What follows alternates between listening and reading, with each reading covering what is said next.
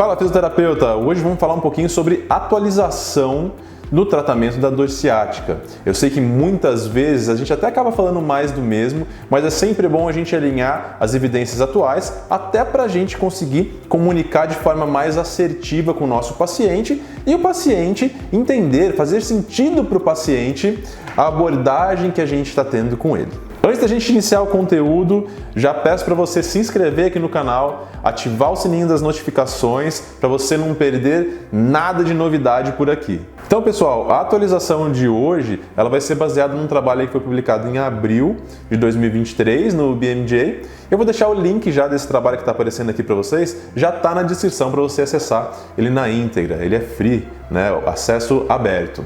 Por que eu resolvi falar um pouco sobre esse estudo? Na verdade, são vários estudos que são feitos sobre dor ciática. Sempre a gente está tentando buscar o melhor caminho, o melhor tratamento, o melhor direcionamento para o nosso paciente.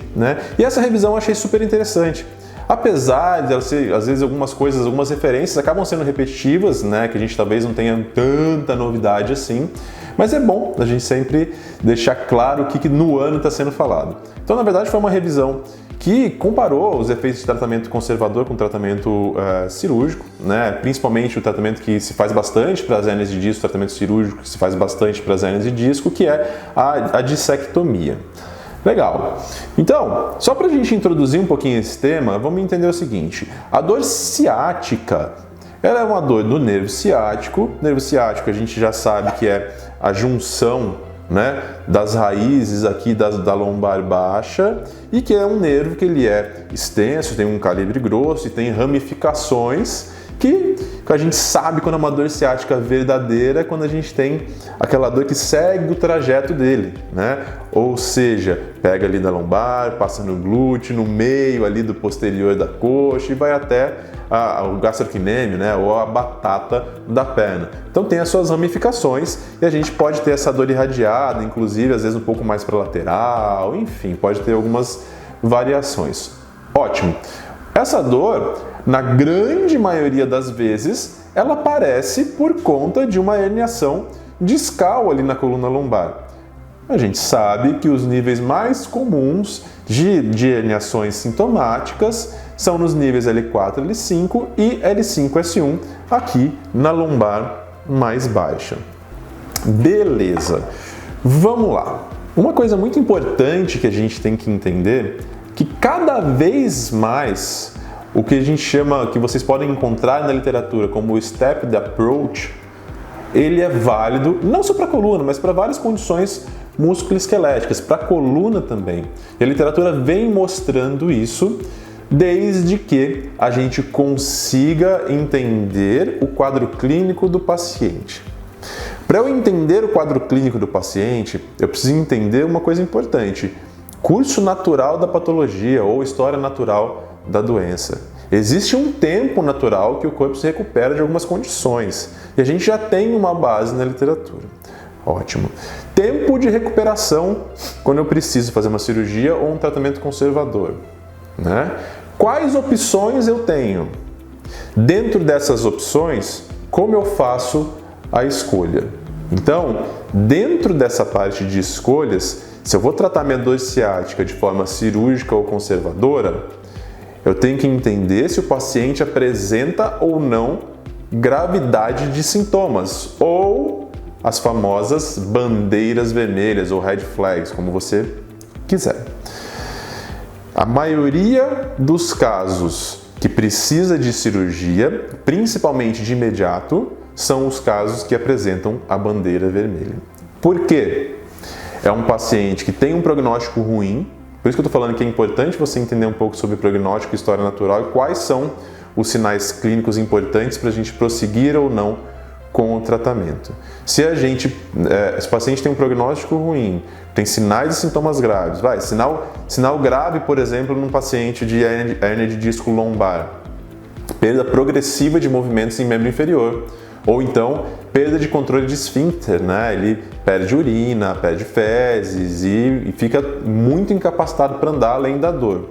Isso é um sinal clássico, o paciente tem que operar, porque senão ele não recupera. Tá?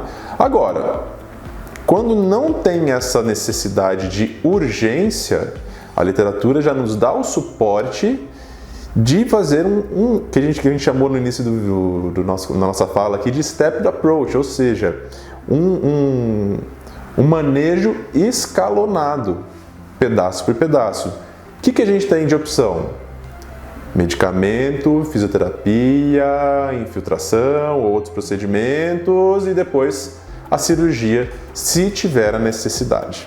Nesse estudo que a gente está baseando a nossa discussão de hoje aqui, eles compararam mais a cirurgia, uma das cirurgias que é até mais realizada, né, para a hernia de disco, que é a dissectomia, ou seja, cortar, né, mesmo o pedacinho da hérnia ali que está comprimindo o nervo, né? Essa é uma cirurgia muito comum, né?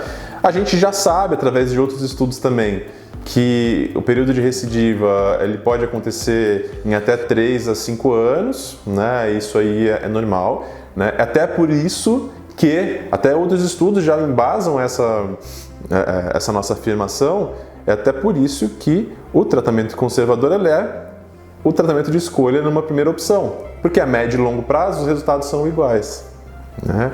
E esse estudo também trouxe isso para nós. Então, claro, resultados imediatos de alívio de dor na dissectomia, quando a gente ficou no procedimento cirúrgico, a curto prazo, né, e efeito imediato, ele muitas vezes é superior que o tratamento conservador, sim. Agora, a médio e longo prazo, o tratamento conservador, ele se iguala à dissectomia. Então, veja bem, eu não estou falando que é ruim fazer cirurgia. Não. Eu vou falar palavras de um colega neurocirurgião, uma vez que a gente estava num congresso, numa mesa redonda. Ele falou, Bernardo, na verdade, Bernardo não, perdão, ele estava falando para o público, né? Ele falou, gente, a gente tem que entender que cirurgia, fisioterapia, medicação, infiltração, todos são opção de tratamento. Basta a gente entender qual é o melhor para o paciente naquele momento. Se é a fisioterapia, então deve, como as recomendações clínicas que a gente tem das revisões, dos guidelines, nos mostram. Não tem gravidade? Físio. Fez a físio entre 8 e 12 semanas. Nada de melhora? Outra opção de tratamento. Muitas vezes acaba sendo uma reavaliação para uma cirurgia. Ah, beleza, pô, Bernardo, mas você está falando que a longo prazo é igual? Tudo bem, gente. É o que a gente tem de dados, né? Inclusive o período de recidiva de sintomas de quem faz tratamento e quem não faz tratamento, ele é igual e é similar, né? Então, olha a importância que é a gente entender o manejo clínico das coisas. Dentro de tudo isso que eu estou falando, eu tenho uma ressalva, né?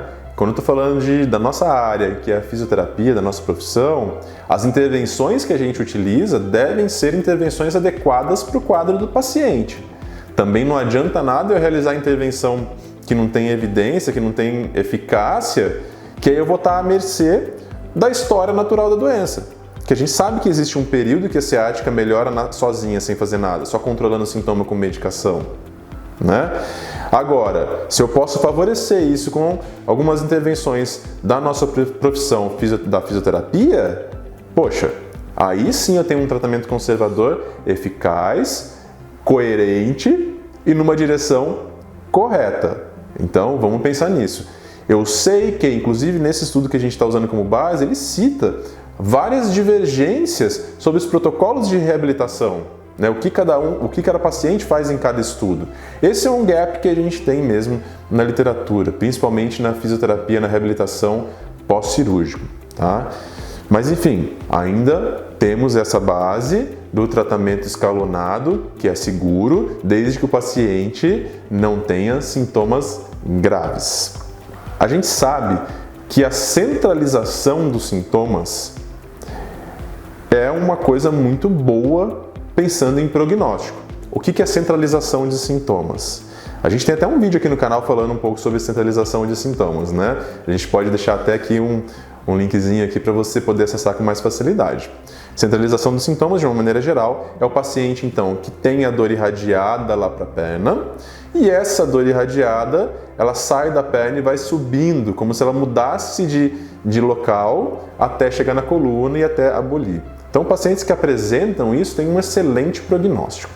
Então, A centralização de sintomas a gente consegue através de técnicas do método Mackenzie, né, que a gente tem até um trabalho publicado recentemente pelo grupo lá da Julie Fritz, onde eles compararam as intervenções, inclusive em fase aguda a gente pode utilizar o MDT, né, tanto fase aguda quanto fase crônica, né. Aí se a gente pega a comparação dos trabalhos, inclusive com revisão Cochrane e tal, de comparação entre intervenções, a gente não tem uma que é melhor que a outra. Por isso que eu estou falando que é uma opção que a gente tem para tentar centralizar os sintomas, né.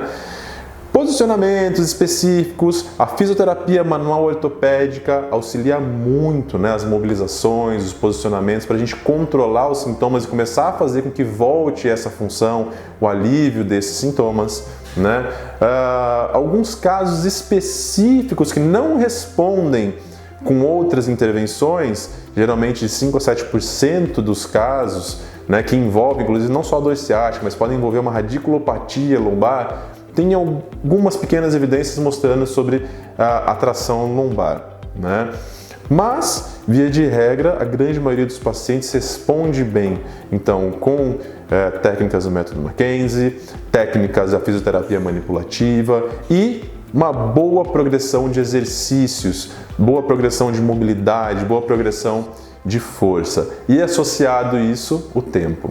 Então, se eu respeito os sintomas do paciente, entendo sobre o prognóstico, entendo sobre o tempo natural de melhora e tenho paciência e entendo como comunicar isso para o paciente, você tem uma grande chance aí de ter um resultado positivo. Espero que o vídeo de hoje tenha ajudado você na sua tomada de decisão clínica e entendendo um pouco melhor como que é esse manejo da dor ciática atualmente, né? Espero que você leia esse trabalho também que eu estou deixando na descrição aqui para vocês e vou pedir para você, se você não é inscrito ainda, se inscreve aqui no canal, ativa o sininho das notificações, né? Tenta me acompanhar nas outras redes também, né? Tenho o meu perfil, às vezes, no Instagram, tenho também, a gente tem o Físio Resenha, que é o nosso podcast no Spotify. Enfim, dá para você surfar bastante aí nas minhas redes aí pra gente conseguir bastante informação. E claro, não deixe de mandar a sua dúvida para mim, né? Como eu sempre digo aqui, a sua dúvida pode ser a dúvida de outras pessoas. Então, além de te ajudar, eu ajudo também outras pessoas e quem sabe eu não faço um conteúdo